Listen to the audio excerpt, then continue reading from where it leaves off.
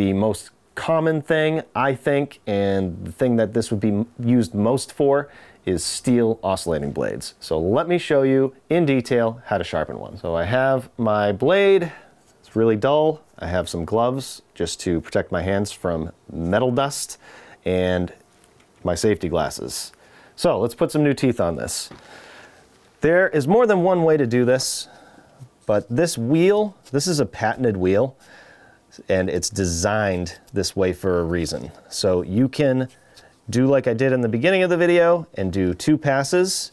You could do more than that if you wanted more teeth. You could do 3 passes. We're gonna try both of them. It's easier to start if you have something really dull like this, or if you have some teeth, you can grind it off and start with a flat surface, basically starting from scratch. And the way you would do that is this little slot right here. You just turn it on, take a couple passes, and get it down flat. This actually makes it easier, this wheel right here, where you can just kind of move it along like this to get those teeth off. But we'll show you this one, since this is what comes standard, and we'll put some new teeth on this. Turn it on, grind it down.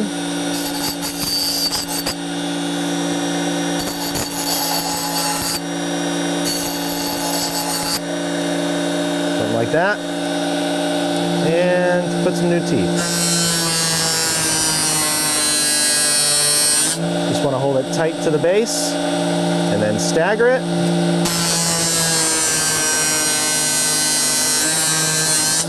Try and get them even like that. And if you have any little burrs on the side, you can just try not to hit the teeth. Do something like that and something like that. And if you're doing something like flush cutting where you don't want to scratch the surface and you have a little something right here, you can just run it along like this. And that should be all you need to do. And now you have newly cut teeth on your oscillating blade. And if you look for the shine, that will let you know that that is nice and sharp. I'm actually going to take another blade that has a lot of teeth per inch, and I'm going to try and make it look just like this. This one isn't actually that bad, but for this video, I'll grind these teeth off and start over. And by the way, I think from now on, I'm going to buy blades like this, nice and fat ones, compared to this, where they have this skinny part, and then it widens up, because I could sharpen this over and over and over again. And you don't have to start over every single time. Now that I have this tooth pattern, I could carefully match it up and just sharpen it that way. And that way, I won't be wasting as much material when I grind the teeth off. And if only 1 or 2 teeth maybe hit a nail or something, you can carefully come in here and just touch it up just like this. Now we're going to grind these teeth off and make new ones and try and match this.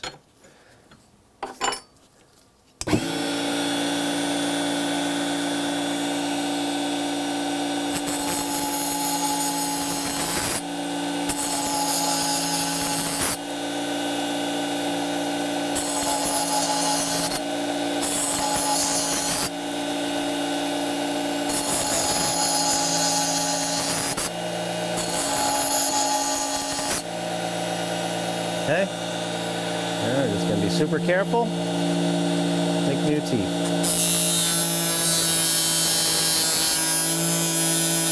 Not going to go in as far, go right at the top there.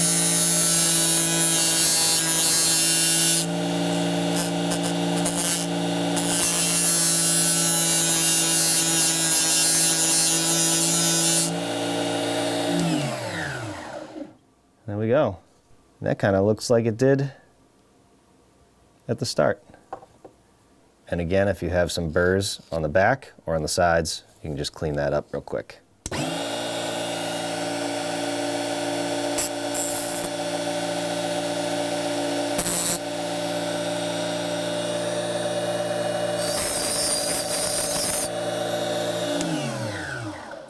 With a tooth pattern like this, it might be a little trickier to sharpen individual teeth, But the trick is to just try and go in nice and straight. Try and have a lot of control over your blade. Go in straight and pull straight out. You don't want to go on to the next tooth because that's going to basically grind off the tip of this, which is what does a lot of the cutting, or most of the cutting. So I'll give you an example of if I had a couple teeth that were in bad shape. Carefully go straight in, like that, like that. Pull straight out before I move to the next one, kind of like that.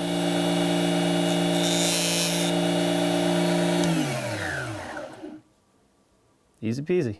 Obviously, a blade that has 0 teeth left on it is not going to cut as good as a blade that has teeth on it, but I want to show you this, this, and this, the 2 different patterns, and these could potentially be sharper than the original blades because the original blades a lot of times are stamped, where these have been cut. So in real time, side by side, I'm going to show you each of these and how they cut.